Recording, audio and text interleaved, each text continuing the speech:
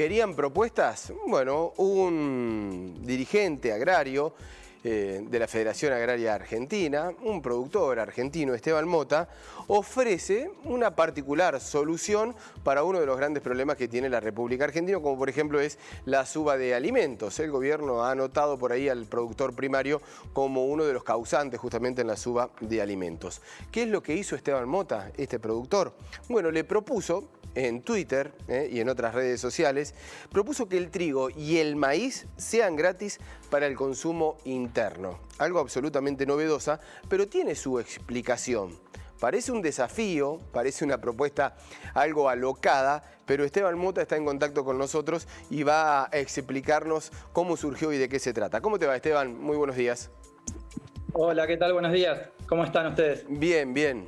Bastante alocado, ¿no? Al menos sorprendió a todos cuando dijiste, bueno, entonces que el trigo y el maíz sean gratis para el consumo interno y vamos a ver qué pasa con los alimentos.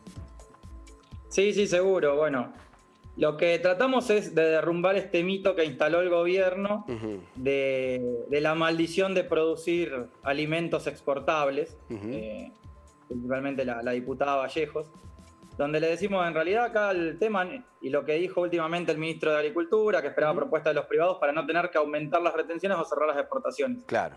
El cálculo que yo hago es simple, le digo al gobierno que con lo que ya aportan hoy los productores en concepto de retenciones, ya tiene para comprar el gobierno todo el trigo y todo el maíz del mercado interno, dárselo gratis a los chancheros, a los polleros, a los filoteros, a los tamberos, en el caso del maíz, a los molinos en el caso del trigo, y le sobran todavía 275.000 millones de pesos, que sería bueno que se transforme aquello en un seguro multirriesgo, que vuelva a los productores de alguna forma.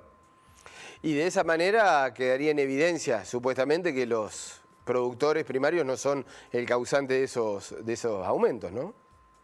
Claro, el punto clave está acá, para explicarle a la gente que aún regalándole el maíz y el trigo a la mayoría de los actores de la cadena, que son industriales o productores de ganado, no variaría demasiado el precio en góndola, porque en realidad no somos formadores de precios. Digamos, en el precio final del pan, el trigo representaría un 15% del valor total del pan, por ejemplo, y en el caso del maíz el porcentaje es un poco más alto, depende de la producción de carne que se haga, pero no determina, hay un montón de otras condiciones, sobre todo en la cadena comercial, que son las determinantes del precio de góndola. Esteban, esto es un análisis que lo hemos hecho, lo hacemos a menudo en cada uno de los informes que nos llegan, por iniciativa propia también. El tema de la brecha que hay, ¿no?, entre lo que vos decís, la producción a nivel primaria que se está realizando y el tema de góndola. Es infernal el porcentaje que hay en el trayecto desde la producción hacia la góndola. Bueno, acá en Argentina hay una cuestión también de fondo, que desde que ingresó el hipermercadismo, sobre todo extranjero, no hay un control de las posiciones dominantes en el mercado comercial. Carrefour seguramente marca con mucho más en Argentina de lo que le permiten marcar en Francia, por ejemplo, por dar un nombre. Inclusive a los proveedores les pagan a 60 días. Un pago a 60 días en un país como Argentina, con el nivel de inflación, deja a los supermercadistas no solo haciendo un negocio comercial, sino también financiero. Y los productores primarios y los consumidores son siempre los perdedores.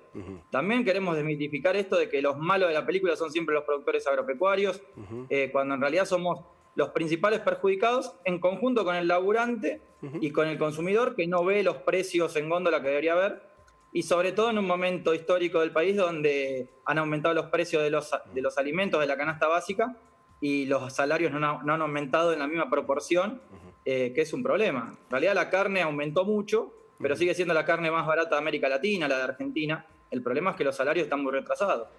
Esteban, ¿has tenido algún tipo de repercusión, más allá de la periodística que estamos generando, pero digo, algún tipo desde dirigentes? Sé que has arrobado al ministro de Agricultura, sos un dirigente de la Federación Agraria Argentina.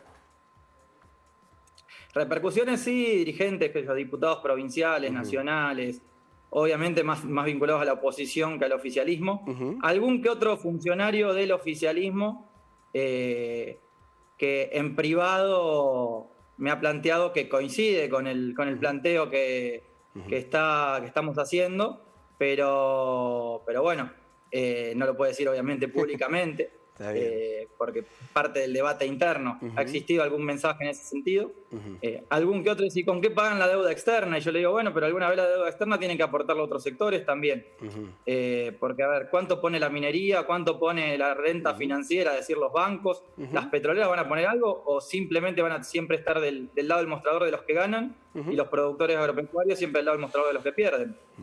Está muy bueno esto de evidenciarlo, ¿no? Porque uno entiende, obviamente, vos a la hora de proponer esta situación, se entiende que es imposible, pero digo, está bueno eso de lograr poner y visibilizar esta situación, ¿no? Dejar al descubierto que son tal vez uno de los sectores afectados, también los productores, en todo esto que se está hablando, y no son los culpables de esta suba de precios por ahí indiscriminada.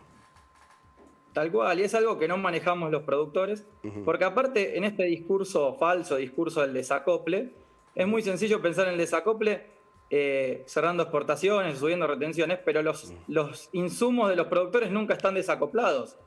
O sea, los insumos de los productores siempre están en dólares, el combustible aumentó 3, 4 veces en este mes y nuestras máquinas andan a gasoil.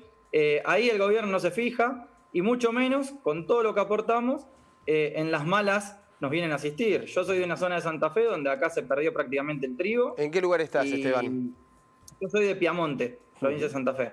Acá, a ver, en lotes, en campos donde tienen un potencial de rinde de 40.000 kilos la hectárea, de 4.000 kilos la hectárea, ha rendido 700 kilos el trigo, por ejemplo.